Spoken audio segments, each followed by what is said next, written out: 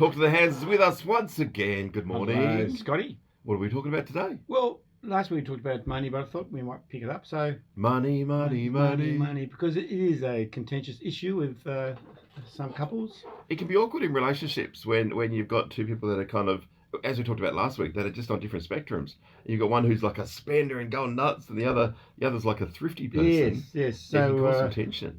yeah. So last week we talked about how family of origin often has a impact on how people spend money and how they sort of try and work it out.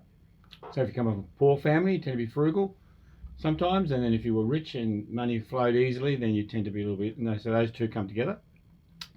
And the other thing we looked at was some people plan for the future and some people live in the present.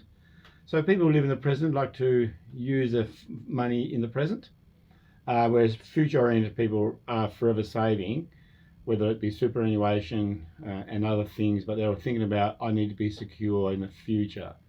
And so that can also sometimes cause tension in couples. Now, the other thing that sometimes causes tension is when you've got a value system that's different.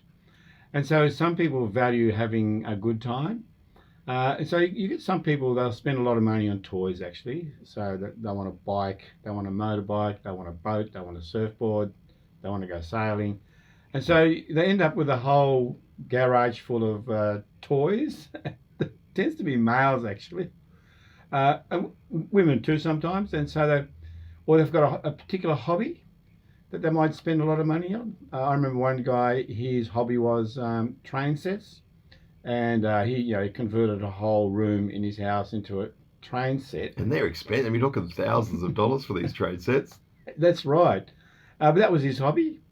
And so a lot of money went that. And of course, his partner looked at it and going, but for him it was good for his mental health, actually, because he'd go to work, but he'd come home and he'd be on his train set.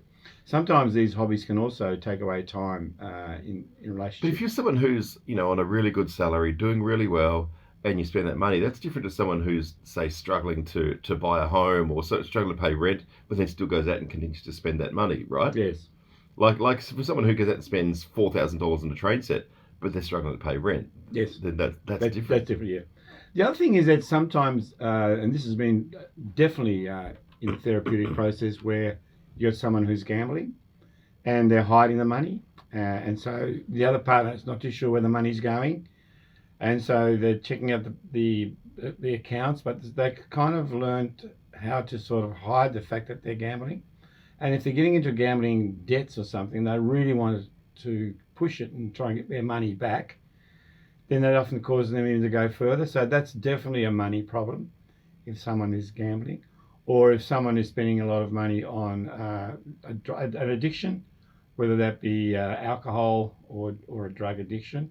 That also causes a great concern in a couple relationships, particularly if one is against that sort of behaviour, and then they're seeing the money's going down somewhere.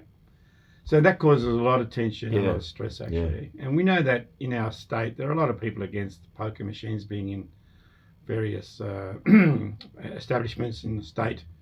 And that's definitely a problem with some couples. So, I knew a person that used to, every Thursday night, get their paycheck. They'd be straight out to the pokies, all gone within a night. The family would hardly eat the next week. Well, that's a tragic story. Yeah. And so they'd have to be going and getting food vouchers and visiting the salvos just to try and get some help, because this one partner was just flittering it all away with his gambling. Yeah, and probably addicted to it and hoping that one day he'd get the big win and take the family out of poverty. Yeah. And what happens sometimes they might even get a medium win, but they'll end up spending that medium win in putting that money back into the poker. If you look over the space of a lifetime, they're going to be behind by a long way. Well, that's what the advertising tells us, don't they? When they're trying to stop people from gambling, they're saying, look, in the long term, it's the companies that make the money, not the people who are putting money into the machine. Yeah. So long term. See, as far as finances go, I can't get away with anything. I can walk into Target and have just bought something, and 5 minutes later get a message from my wife saying, "What did you buy from Target?" Oh, yeah. Because of the apps. Because she watches everything, and she sees what's going on the credit card, and I'm like, "Oh, okay, you know where I'm doing." She's good at that. Can I say in her defence though?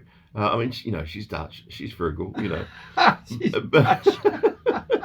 but she's amazing because she's really frugal with everything. But then if she sees something that is, say, important to give money to, or Yep. some, she'll be over the top generous, like over the top generous. So she's like frugal, frugal, frugal, frugal. Oh, this is important. Let's give to this, and then just gives over the top. Yeah, great. Like I love that about her. So it's not like she's just frugal all the time and doesn't give. She's super generous when it's important to be generous.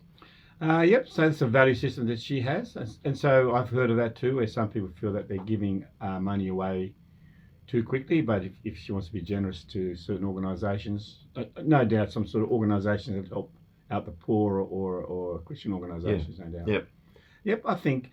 So so the key to all this is that the person who is at the receiving end of someone else either overspending or being quite dictatorial about where the money should be spent, they're the ones that kind of feel it the most. And at some point, they'll need to talk about it. The thing is that when they start talking about that, they often get the other person being defensive fairly quickly, actually, because you're now questioning them, and they'll feel it personally, like, you don't understand this, I need this is just, or something, so what's the big deal? So they're the lines that people use often. And they're really, they more or less block the other person who is concerned. And that's why they often come to therapy, actually, because in the therapeutic context, you don't allow that blocking and you sort of get people to talk. But it's very hard for the person who's the spendthrift money person, or the person who's a little bit tight on it, to sort of admit that, yeah, maybe I could change my behaviour for the benefit of the relationship and us as a couple. And surely it's got to go both ways, like for the person who's really, really thrifty and won't spend anything, they can probably relax just a little bit. But for the person who's a spend, a fiend, then they can actually tighten up a little bit or find other ways to express that. So there are couples who, and obviously I don't see them because they can actually work it out. But in any of those conversations, you'll get people being defensive fairly quickly because they'll take it as a personal criticism. So, you are questioning my ability or my value system, and I object to that, and you'll feel it fairly quickly. So you got to try and get past that, and you got to more as validate. Look, I understand that this is important to you. Look, I get it. So you got to use that language to sort of tone it down a bit. So look, I understand it, but is it possible for you to understand where I'm coming from? So it really takes negotiating. Actually, it's like doing a business deal. You've got to actually negotiate how we're going to spend money. Well, my wife and I, when we first got married, because I was a real spender, she's really thrifty. That's good. But she'd go through every year and have graphs of everything we spent. But that was great for me because at the end of the year she'd go, okay, this is our income. This is what we've spent. You can see here, and so she could talk me through it. So I'm like, okay, I really can't afford to keep spending the way I am, could I? So I had to change the way. So, I mean, I did silly things like I used to go out and buy clothes and that sort of stuff. So now I'm like, now I go and spend $20 at the Salvos and feel like I'm a billionaire, because you walk out with a bunch of clothes, the Salvos are pretty expensive these days, but they've gone up. But like going out to an op shop and spending a small amount of money, you can get a fair bit of stuff. Yeah. Whereas if you go to a shop, and spend a whole bunch of money like that, then you could be spending hundreds of dollars. So you two have got it worked out. Yeah. So I think in that area we have. And would you say you more or less had to negotiate? It was more about negotiating and a lot of compromise. So she's relaxed. Yep. And I'm more thrifty now than what I used to be. Yeah, great. So yeah. Well, that's good. So we worked it out then. Compromise, negotiate, listen to each other, and try and meet in the middle somewhere. I love it. Thanks, Hans. Good on you, Scottie. See you next week. Yep. That's good. I like your input. It's really good. She's she was excellent in that area. We had a Barney yesterday though. Right. Oh, about money? No. Money. Oh. Talk to the It wasn't, actually. It was probably encouraging.